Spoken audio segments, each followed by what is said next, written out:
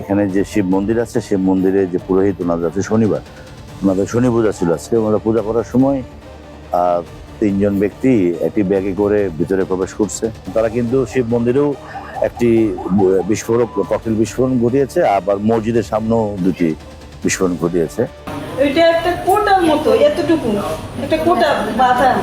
পূজার এক শেষ পর্যায়ে আমি প্রায় তখন আপকা দেখলাম, মানে আমি আমার যেখান করে দিকে আপকা একটা পড়লো, মানে একটা সাদা বস্তু কোনোদিন মশলাম আমার গায়ের উপরে কাছে পড়ছে, ঠান্ডার উপরে। আমি ধরলাম গাড়িটা আমার মনে হয় গাছের দিকে পড়লো কিনা ইয়া ভারী বুঝতে, আমি গাড়ি আসতে ফেলা দিয়া একটু দূরে সারা ফেলা দিয়েছি, দূরে তখন ঘুমা আরম্ভ হয়ে গেছে। আমরা বিষয়টি খতিয়ে দেখছি, আমরা আলামত সংগ্রহ করেছি, আমাদের তদন্ত চলবে এটা, এবং আমাদের এক্সপার্ট টিম আসবে, ঢাকা থেকে এক্সপার্ট টিম আসতেছে।